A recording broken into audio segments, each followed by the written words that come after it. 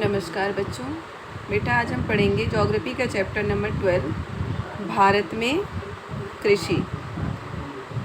भारत में कृषि बेटा कृषि बहुत ही महत्वपूर्ण चीज़ है, क्योंकि कृषि से ही हमें भोजन मिल रहा है और हमारे जीवन के लिए भोजन बहुत आवश्यक है। और आपको पता है कि भारत में लगभग 70% लोग प्रत्यक्ष या अप्रत्यक्ष रूप से कृषि पर डिपेंड हैं। तो आज हम कृषि के बारे में पढ़ेंगे। चैप्टर नंबर 12, पेज नंबर है 249, भारत में कृषि। सबसे पहले हम इस पे पढ़ेंगे टॉपिक भारत में कृषि के प्रकार। भारत में कृषि के प्रकार में जो सबसे पहला पॉइंट है वो निर्वाह और वाणिज्यिक कृषि।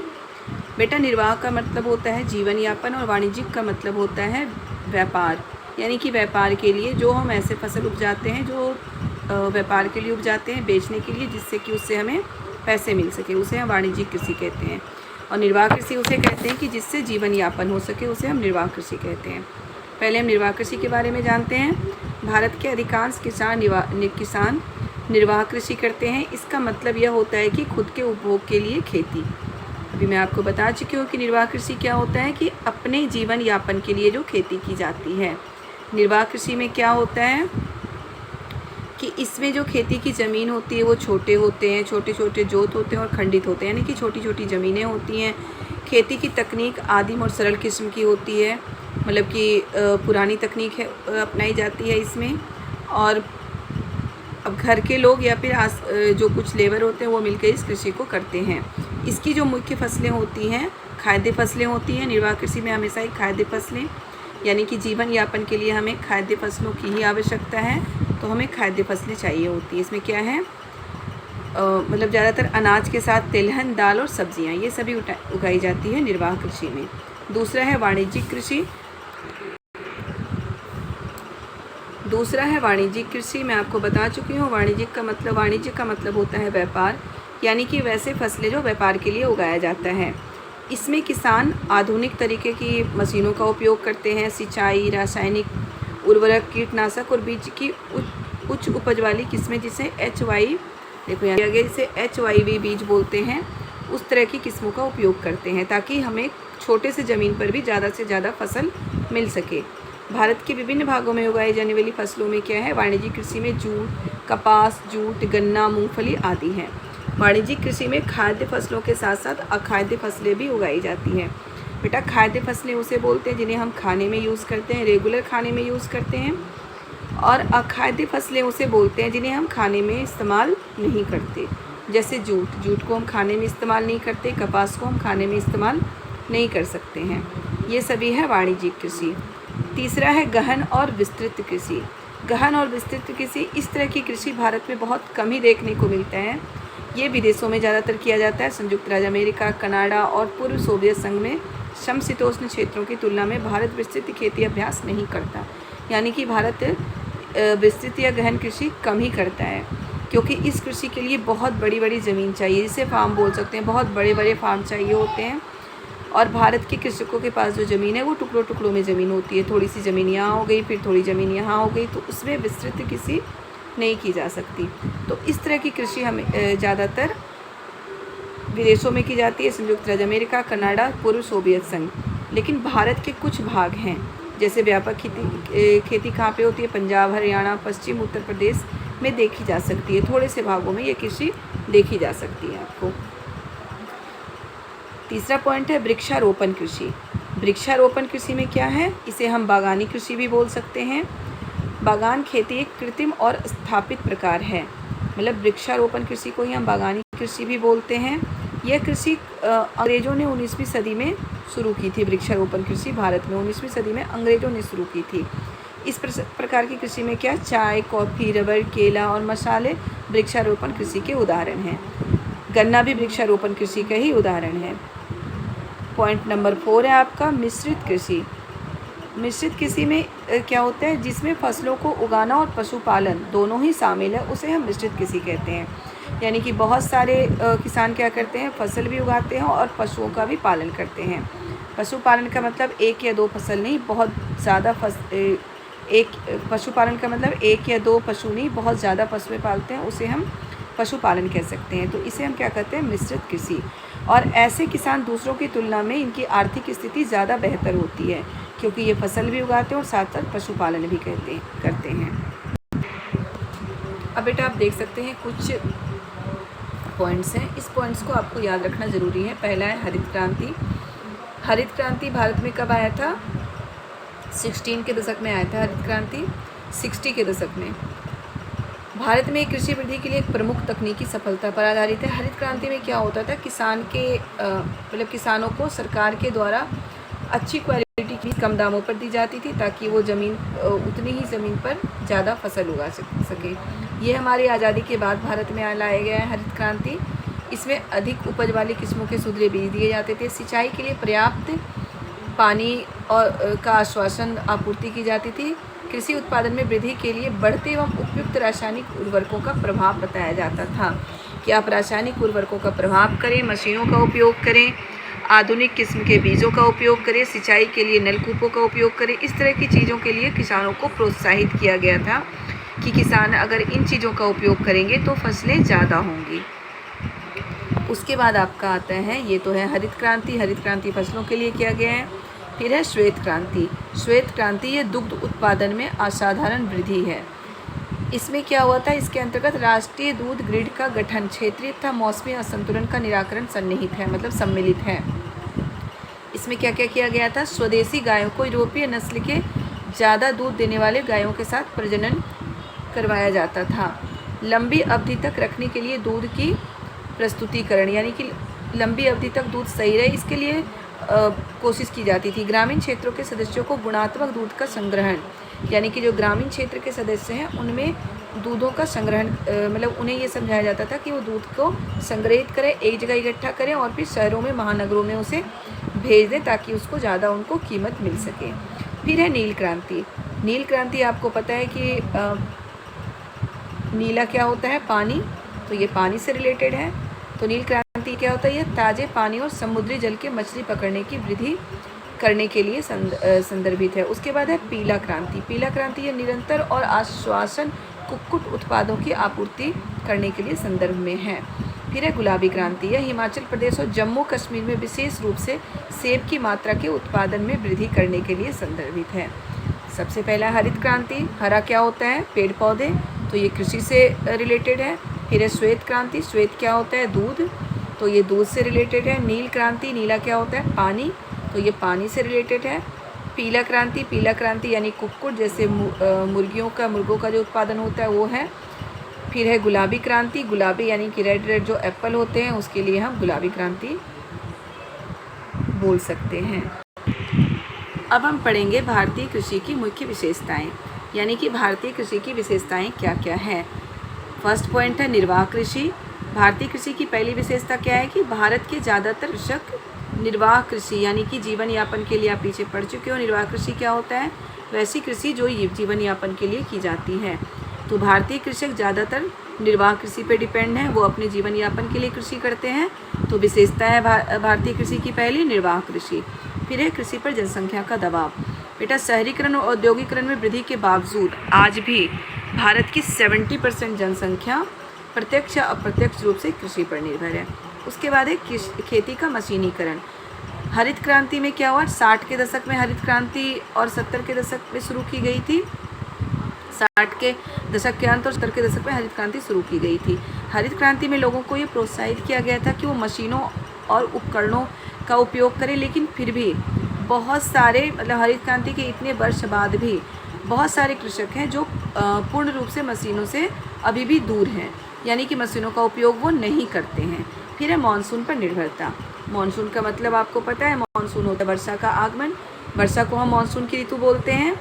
तो अभी भी क्या होता है कि ज़्यादातर जो कृषक हैं हमारे देश के, वो मानसून पर निर्भर हैं, यानी कि बारिश के पानी पर निर्भर होते हैं। अगर बारिश अच्छी हो गई तो उनकी फसल अच्छी होती है, बारिश जिस साल नहीं हुई उस साल उनकी फसल खराब हो जाती है। यह है भारतीय कृषि के विशेषताएं। नेक्स्ट पॉइंट है फसलों की विभिन्न प्रकार। भारत में बहुत प्रकार की फसलें उपजाई जाती हैं, जो पीछे आप पढ़ चुके हो, बहुत तरीके की फसलें उपजाई जाती हैं भारत में। इसका कारण क्या है कि भारत में उष्णकटिबंधीय क्षेत्र भी है और शीतोष्ण कटिबंधीय जलवायु भी है, और यही कारण है कि भारत में अनेक तरह की फसलें उपजाई जाती हैं। नेक्स्ट पॉइंट है खाद्य फसलों की प्रधानता। भारत में खाद्य फसलों की प्रधानता है, यानी कि अखाद्य फसलें कम उपजाई जाती हैं और खाद्य फसलें ज़्यादा उपजाई जाती है। लास्ट पॉइंट है बेटा आपको मौसमी पैटर्न। आपको ये याद रखना चाहिए कि कृषि का भी मौसम होता है, कृषि की भी ऋतुएं होती हैं, जिसे हम क्या बोलते हैं, खरीफ, रबी और जायद। खरीफ की फसल सर्दियों में उगाई जाती है, खरीफ की फसल गर्मियों में उगाई जाती है, रबी की फसल सर्दियों में उगाई जाती है और जायद की फसल का मौसम है मई और जून। ओके, तो आपको इसके बारे में आगे आप पढ़ोगे कि ये सभी खरीफ, रबी और जायद विशिष्ट 3 मौसमों में उगाई जाती है। चावल खरीफ की फसल है और रबी की फसल क्या है, गेहूँ। तो ये थे बेटा आपका ये भारतीय कृषि की मुख्य विशेषताएं। पॉइंट आप फिर से देख लो। निर्वाह कृषि, कृषि पर जनसंख्या का दबाव, खेती का मशीनीकरण, मॉनसून पर निर्भरता, फसलों के विभिन्न प्रकार, खाद्य फसलों की प्रधानता और मौसमी पैटर्न। अब आगे हम देखते हैं भारत की प्रमुख फसलें, यानी कि भारत में जो प्रमुख फसलें उगाई जाती है उसके बारे में पढ़ेंगे। उससे पहले हम इस तालिका पर एक नज़र डालते हैं। फसलों के प्रकार है, अर्थ है उसका और प्रमुख फसलें हैं। सबसे पहले देखते हैं खाद्य फसलें। ये फसलें मानव उपभोग के लिए किया जाता है, यानी कि जो हमारे खाने में यूज़ होता है उसे हम क्या बोलते हैं, खाद्य फसलें। इसके फसलों के प्रकार देखो क्या है, चावल, गेहूँ, मक्का, बाजरा और दालें। फिर है नकदी फसलें। ये फसलें शुद्ध या अर्ध प्रसंस्कृत रूप से बेचने के लिए उगाई जाती है। क्या होता है कि ये बेचने के लिए उगाई जाती है। नकदी फसलें वैसी फसलें होती हैं जो आप पीछे फंस चुके हो। वाणिज्यिक फसलें यानी कि व्यापार के लिए ऐसी फसलें उगाई जाती हैं। क्या है इसमें, कपास, जूट, गन्ना, तंबाकू और तिलहन। उसके बाद वृक्षारोपण यानी कि रोपण फसलें या बागानी फसलें भी इसे हम बोल सकते हैं। बागानी फसलें नीचे भी है। चलो वृक्षारोपण फसलें हम देखते हैं। ये फसलें वृक्षारोपण के द्वारा बड़े क्षेत्र पर उगाई जाती है, यानी कि इसे रोपा जाता है एक एक पौधे को। इन फसलों में क्या है, चाय, कॉफ़ी, नारियल और रबड़। आगे है बागवानी फसलें। बागवानी फसलें क्या होता है, जो बाग जिसकी बनाई जाती है, ये पार्क बोल सकते हो आप। क्या है, कृषि का वह भाग जो फल और सब्जियां उगाई जाती है उसे हम बागवानी फसलें बोलते हैं। क्या है इसमें, फल और सब्जियां। अब आगे हम खाद्य फसलों के बारे में पढ़ते हैं। भारत की प्रमुख फसलें। खाद्य फसलें यानी कि वैसी फसलें जिन्हें हम अपने खाने में यूज़ करते हैं। सबसे पहला क्या है, चावल। बेटा इसके बारे में हम 5-5 पॉइंट पढ़ते जाएंगे और समझते जाएंगे।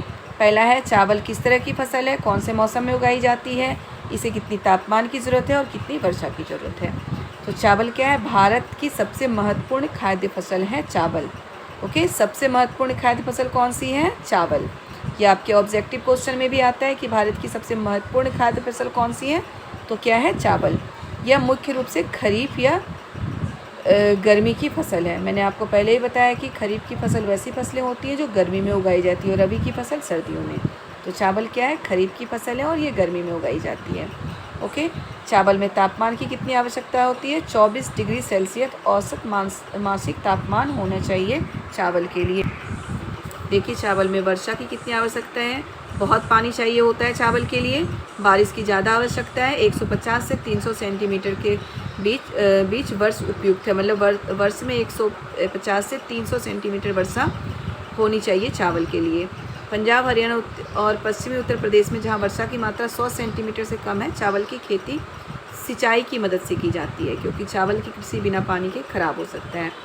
इन्हें मिट्टी की कैसी ज़रूरत होती है, चिकनी मिट्टी, क्या है, गहरी चिकनी मिट्टी और बलुई मिट्टी आदर्श स्थिति प्रदान करती है चावल के लिए, यानी कि ऐसे मिट्टी में चावल अच्छी उपज सकती है। अब ये मैप आप देख सकते हो कि भारत में चावल कहाँ पे उपजाया जाता है। ये जो डार्क ग्रीन में है ये प्रमुख क्षेत्र है भारत पे चावल उपजाने के लिए, और जो लाइट ग्रीन है ये अन्य क्षेत्र है, यहाँ भी चावल उपजाया जाता है लेकिन कम उपजाया जाता है। और डार्क ग्रीन वाला क्षेत्र है, यहाँ पे चावल ज़्यादा उपजाया जाता है। आप देख सकते हो कि इन क्षेत्रों में बारिश भी ज़्यादा होती है। ये तटीय क्षेत्र है, तटीय क्षेत्र में आपको पता है बारिश ज़्यादा होती है, इन क्षेत्रों में चावल उपजाया जाता है। अब हम दूसरा खाद्य फसल पढ़ते हैं जो है गेहूँ। चावल खरीफ की फसल थी और गेहूँ रबी की फसल है। गेहूँ दूसरा सबसे महत्वपूर्ण खाद्यान्न फसल है।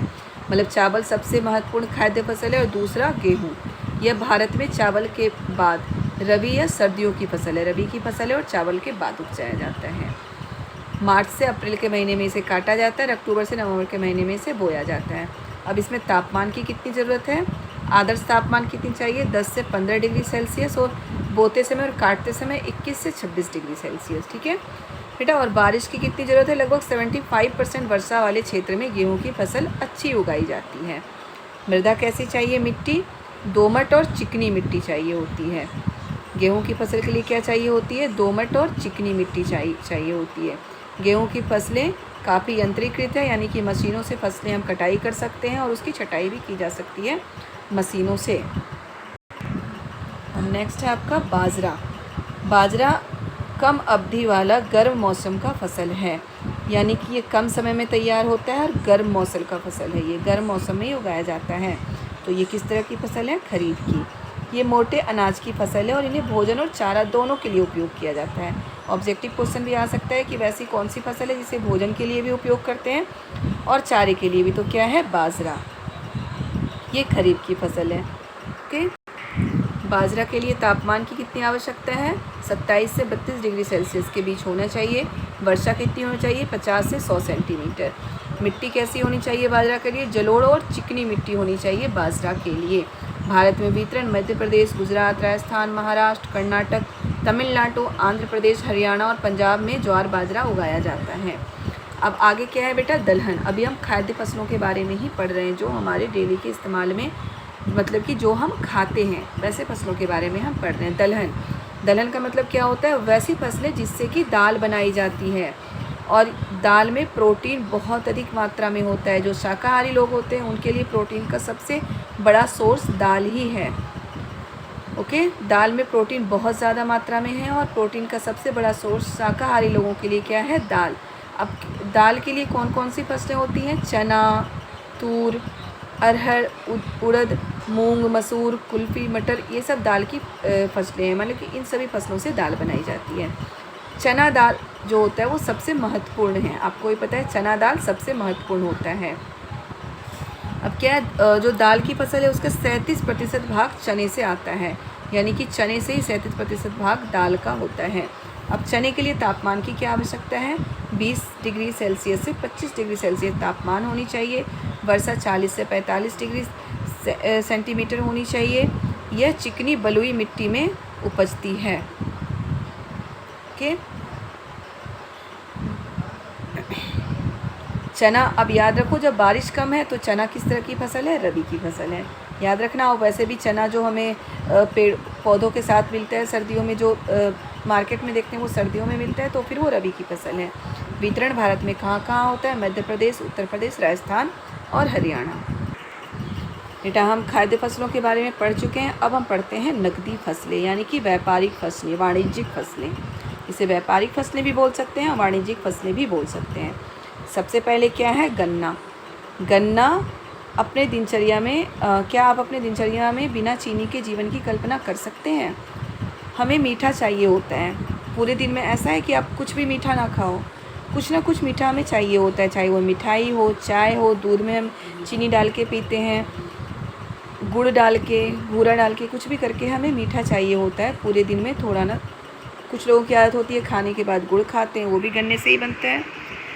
तो गन्ना भी बहुत ही महत्वपूर्ण फसल है। गन्ने से बहुत सारी चीज़ें बनाई जाती हैं, चीनी, गुड़। आप देख सकते हो शराब में भी गन्ने का उपयोग, मतलब कि मीठा के लिए उपयोग किया जाता है, गन्ने का भी बनाया जाता है। इसके लिए तापमान की कितनी आवश्यकता होती है बेटा? 21 से 27 डिग्री सेल्सियस तापमान की आवश्यकता होती है। यानी कि ये कब बोया जाएगा?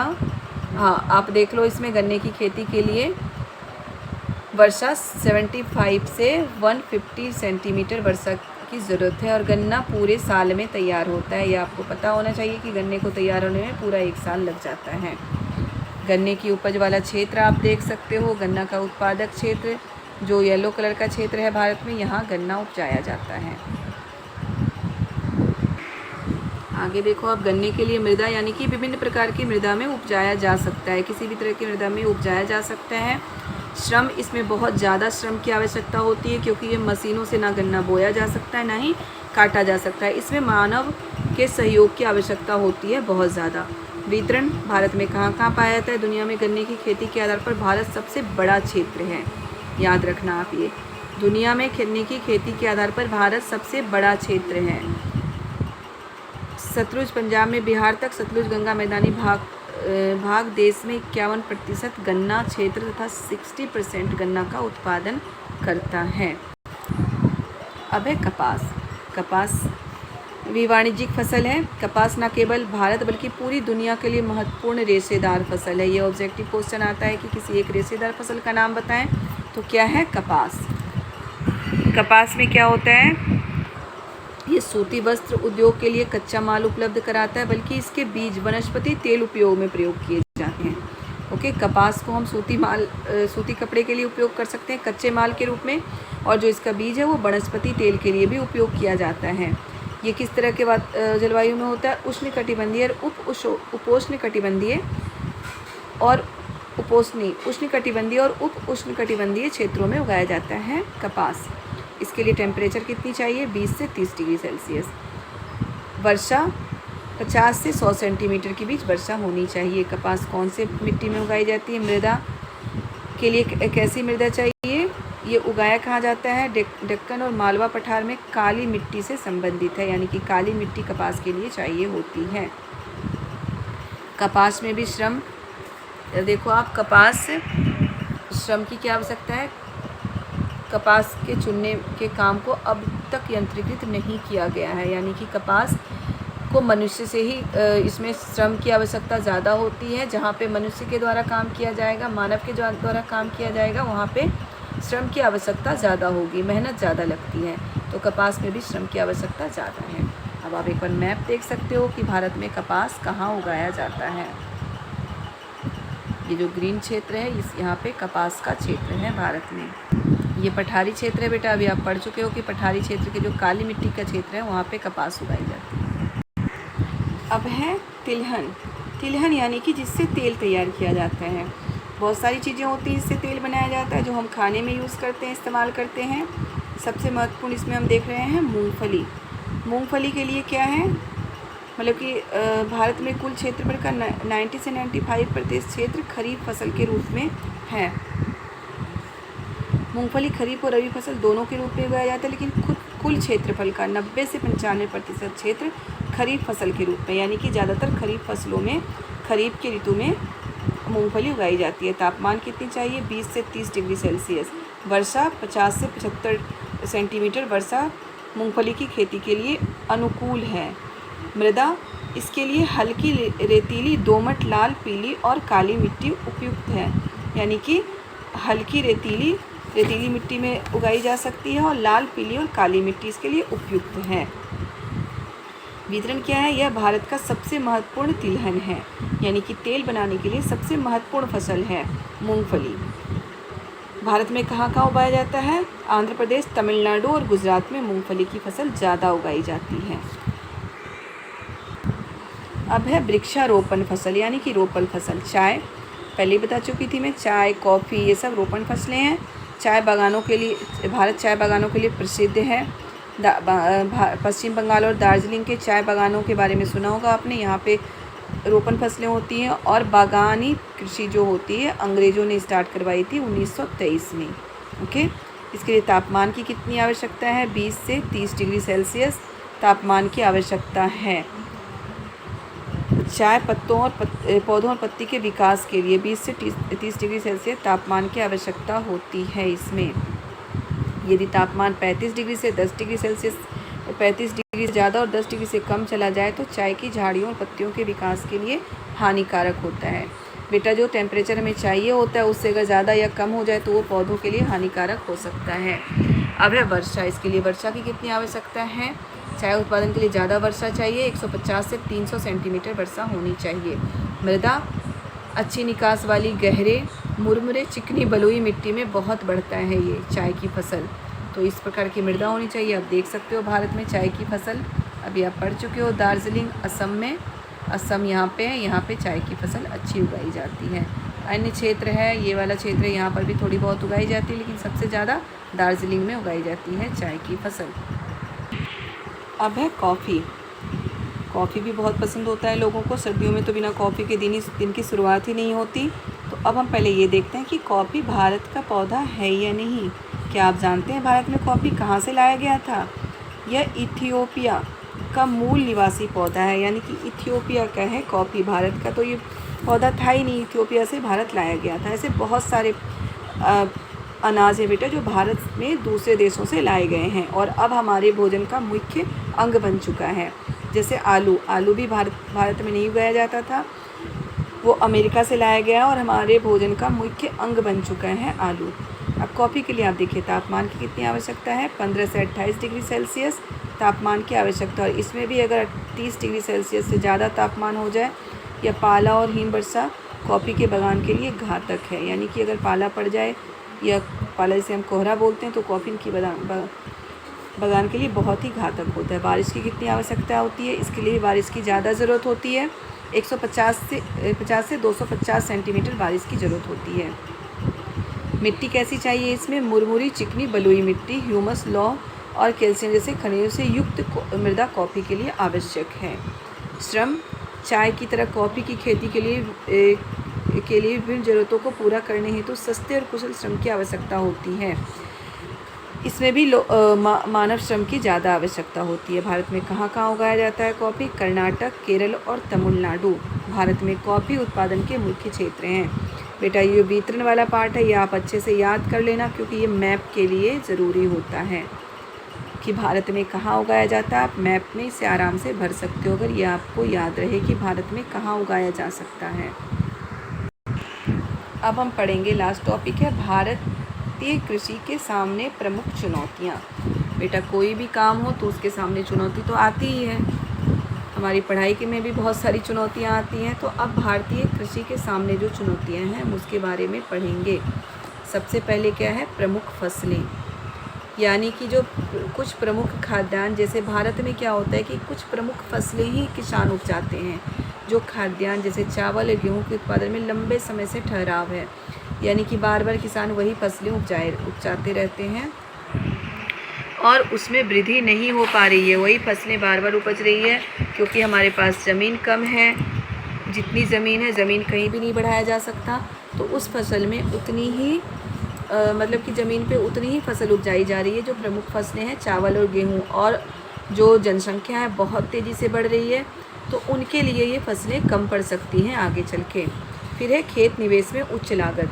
खेत निवेश में लागत बहुत ज़्यादा हो गया है, हर चीज़ की महंगाई बढ़ गई है। कीटनाशक, उर्वरक, उत्तम किस्म की बीज, कृषि श्रम लागत, इन कारणों के कारण क्या हुआ है कि कृषि में लागत बहुत ज़्यादा बढ़ चुका है। ये सब क्या है बेटा? आपकी कृषि के सामने प्रमुख चुनौतियाँ हैं, याद रखिएगा। जो कृषि के सामने चुनौती आ रही है वो है। फिर है मृदा उर्वरता का ह्रास।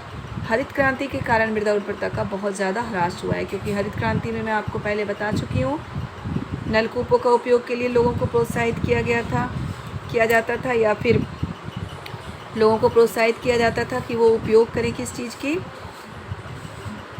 कीटनाशकों की। और कीटनाशकों के उपयोग से, बहुत ज़्यादा उपयोग से मिट्टी की उर्वरता कम हो जाती है, तो इस कारण मिट्टी की उर्वरता कम होती जा रही है। अब है मीठा भूमिगत जल की कमी। ये भी हरित क्रांति के कारण ये हो रहा है कि नलकूपों का हम बहुत ज़्यादा उपयोग कर रहे हैं, तो इससे जो भूमिगत जल, अंडरग्राउंड वाटर है, उसकी कमी होती जा रही है। फिर है वैश्विक जलवायु परिवर्तन के प्रतिकूल प्रभाव। बेटा जलवायु परिवर्तन बहुत तेज़ी से हो रहा है, आपको पता है, और 70% लोग हमारे देश में कृषि पे निर्भर हैं। जलवायु परिवर्तन में ये भविष्यवाणी की गई है कि 2 से 3 डिग्री सेल्सियस की वृद्धि हो सकती है टेम्परेचर में, तापमान में 2 से 3 डिग्री की वृद्धि हो सकती है। समुद्र के स्तर में भी वृद्धि होगी, अधिक तीव्र चक्रवात आएगा और वर्षा की भविष्यवाणी असंभव होगी, यानी कि वर्षा कब होगी, नहीं होगी, इसकी भविष्यवाणी कर पाना असंभव हो जाएगा। तो ये सभी चीज़ें कृषि के लिए बहुत ही नुकसानदेह है। टेम्परेचर जैसे ही बढ़ेगा, आप पीछे पड़ चुके हो कि किसी भी फसल के लिए जितनी टेम्परेचर की आवश्यकता होती है उससे अगर 2 या 3 डिग्री बढ़ जाए या घट जाए तो फसल के लिए नुकसानदेह है। और अगर वर्षा की भविष्यवाणी सही नहीं हो पाएगी तो ये किसानों के लिए बहुत ज़्यादा नुकसानदेह है। आगे है वैश्वीकरण का प्रभाव। वैश्वीकरण का मतलब होता है पूरे विश्व का एक होना। एक देश दूसरे देश से आसानी से व्यापार कर सकता है, इसे हम वैश्वीकरण कहते हैं। वैश्वीकरण का प्रभाव सबसे ज़्यादा किसानों पे पड़ने वाला है और पड़ भी रहा है, क्योंकि क्या हुआ, इसका मुख्य कारण है लागत खर्च में वृद्धि और निर्गत कीमत में कमी, यानी कि लागत में बहुत वृद्धि हो रही है महंगाई बढ़ गई है तो लागत में वृद्धि हो रही है, और निर्गत में कमी, लोगों मतलब कि जो बिक्री वो उतने रेट पे नहीं हो रही है, क्योंकि वैश्वीकरण में क्या हो रहा है, व्यापार में उदारीकरण के कारण दूसरे देशों के साथ किसानों को प्रतिस्पर्धा करनी पड़ रही है, और इस कारण हमारे जो कृषक हैं उनका नुकसान हो रहा है। आगे है खाद्य सुरक्षा। खाद्य सुरक्षा क्या है कि भारत में खाद्य सुरक्षा, आपको पता है कि हरित क्रांति भारत में आज़ादी के बाद लाई गई थी। उसके पहले देश का विभाजन हुआ, उसमें बहुत सारे जो कपास की पट्टी है वो पाकिस्तान में चली गई, धान का कटोरा पूर्वी पाकिस्तान यानी कि बांग्लादेश में चला गया। तो इस कारण क्या हुआ कि खाद्य सुरक्षा में कमी हुई है, खाद्य चीज़ों में कमी हो गई है, जो फसलें हैं, और आबादी बहुत तेज़ी से बढ़ रही है। हरित क्रांति के समय खाद्य फसलों में वृद्धि तो हुई, लेकिन उतनी ही तेज़ी से आबादी बढ़ रही है, जिस कारण क्या हुआ है, खाद्य सुरक्षा मतलब कि खाद्य सुरक्षा हमारा असुरक्षित है। फिर है किसानों की आत्महत्या। आपको पता है कि बहुत सारे किसान आत्महत्या कर लेते हैं। क्यों करते हैं? करीब 2 लाख किसान आत्महत्या कर चुके हैं आज़ादी से लेके अभी तक। किसान आत्महत्या क्यों कर रहे हैं? उनके कई कारण हो सकते हैं, और ज़्यादातर वैसे किसान आत्महत्या करते हैं जो नकदी फसलें उपजा रहे हैं, यानी कि जो वाणिज्यिक फसलें उपजा रहे हैं। वाणिज्यिक फसलें किसान उपजाते हैं इसीलिए हैं कि व्यापार करके बेच के उन्हें पैसे मिल सके, लेकिन उन फसलों का उन्हें सही कीमत नहीं मिल पाता है, जिस कारण कि उनका नुकसान होता है। और क्या है, वो बैंकों से ऋण लेते हैं, कर्ज लेते हैं, और वो कर्ज वो नहीं चुका पाते। इन सब कारणों के कारण क्या होता है, किसान आत्महत्या कर रहे हैं। तो बेटा ये सारे आपके 8 पॉइंट किस चीज़ के थे? भारतीय कृषि के सामने आने वाली चुनौतियाँ। बेटा सारा चैप्टर मैं आपको पढ़ा चुकी हूँ। मैं चैप्टर आपको फिर से एक बार दिखा रही हूँ, आप देख लीजिए, चैप्टर को समझिए, क्योंकि चैप्टर के बीच से भी बहुत सारे क्वेश्चंस आते हैं।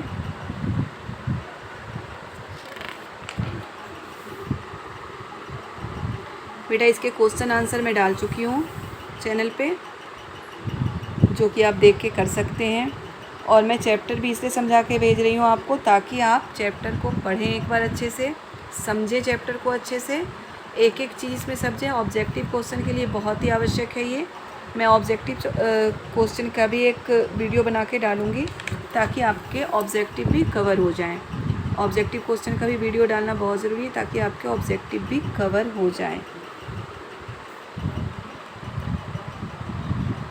बेटा आप चैनल को लाइक और सब्सक्राइब ज़रूर कर दें, क्योंकि आप चैनल को अगर लाइक और सब्सक्राइब करेंगे तभी सारे वीडियोस आपको मिलते रहेंगे। आगे मैं बहुत सारी वीडियोस इस पे डालने वाली हूँ, हर चैप्टर के वीडियोस और चैप्टर के क्वेश्चन आंसर मैं आपको इस पे डालने वाली हूँ। तो वो सारे वीडियोज़ और सारे क्वेश्चन आंसर आपको मिल जाएंगे अगर आप लाइक और सब्सक्राइब कर दें और बेल आइकन भी दबा दें।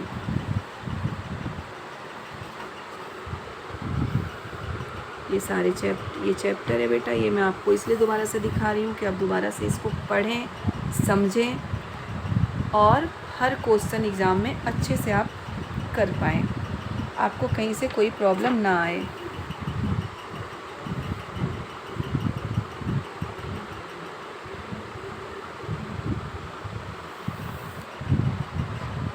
साथ ही साथ चैप्टर में मैप भी दिया गया है, आप मैप को भी साथ ही साथ करते जाएं। एक मैप, इंडिया का मैप आप ले लें, उसमें हर फसलों के बारे में फिल कर लें। आपको अलग अलग मैप लगाने की ज़रूरत ही नहीं है, आप एक ही मैप में फसलों को फिल कर सकते हैं। बेटा मैप याद करने का सबसे अच्छा तरीका है, आप मैप को पेंसिल से मैप को फिल करें, उसे मिटाएं, फिर से भरें।